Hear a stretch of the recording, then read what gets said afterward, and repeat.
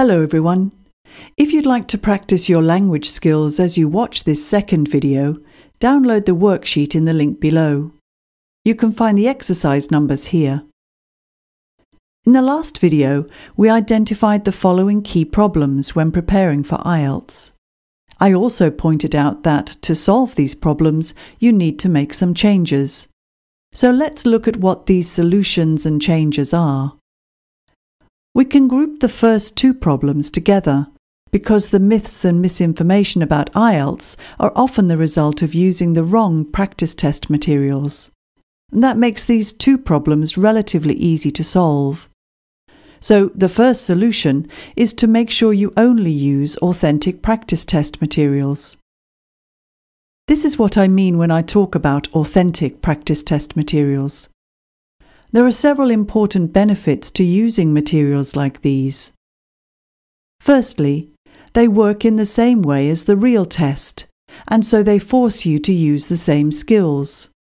As a result, these materials help you practice and develop the skills you'll need to achieve a high score in the test. Secondly, you should also find that your confidence increases and you are less confused about how the test works. I always recommend using textbooks 9 onwards for the most up-to-date materials. But when I say that, people often respond like this, telling me they've finished all those materials and they need more materials now. At this point, rather than looking for tests online, it's better to change the way you use the practice materials you have. I'll explain this idea further in a moment, after we've looked at the next solution.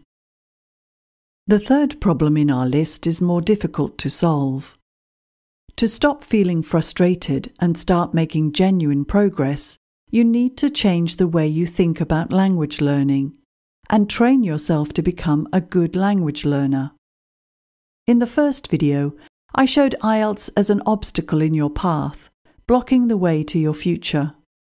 But it's more helpful to see IELTS like a mountain that you need to prepare to climb. You need to be familiar with the mountain and do the right preparation to help you climb as high as possible. A language mountain would look more like this. The more skills you develop, the higher you can climb. At the beginner level, when you're learning the basics, you can improve quite quickly. At this stage, it's more like climbing stairs than climbing a mountain. When you reach the intermediate stage, you can cope on a social level. However, progress slows down at this stage and it's much more difficult to improve. You have to work harder to climb any higher. This is a confusing and frustrating time, but it's important to understand that this happens to everyone. You aren't being deliberately held back at this level. It can help to see the different levels in terms of other skills. For example, I would rate my cooking skills as band 6. I can cook well enough to feed my family or if people come for dinner.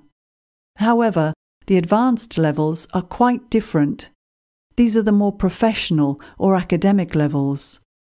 Imagine how much work I'd need to do to raise my cooking skills to this level and become a professional chef, or to speak and write seriously about cooking. To be honest, I wouldn't know where to start if I needed to do that. And similarly, many of the people who need band 7 or above in IELTS don't know how to learn a language at a high level. As we've seen, frustration can lead people to go online hoping to find the answer or a secret passageway to the top. And as a result, they generally end up stuck at this level even longer. Climbing a mountain like this may look more achievable, but it's still not an easy task.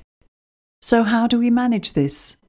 The answer is by climbing up steadily, step by step, and by applying what we know about what people at this level do to achieve a high score. My free book, The Key to IELTS Success, shows you how to do this.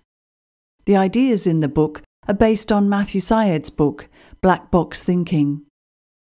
Syed talks about dealing with failure and achieving success by making marginal gains.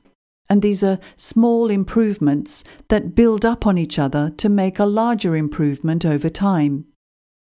This idea helps you in several ways. First, it helps to break a big task down into smaller, more manageable steps, which makes the task seem less daunting and more achievable. You soon feel as though you're making real, measurable progress, which increases your motivation, all of which helps you to finally reach your goal. I've used this same step-by-step approach in all of my books in the Key to IELTS series. Start with the free book using the link below. It shows you how to change the way you use test practice materials. You can only make genuine progress by learning from your mistakes. So instead of constantly testing yourself and looking for more and more tests, I show you how to use a test, teach, test strategy, so that instead of feeling as though you are running in circles, you can start to make real progress in IELTS. The book has 10 chapters, and I recommend you read it several times and then be sure to apply all of the ideas in your practice. My writing task books use the same step-by-step approach to help you make real progress in the writing test. Teachers also benefit from using my books in their classes, as this review shows. Look out for more videos soon where I'll be looking in more detail at different parts of the IELTS test.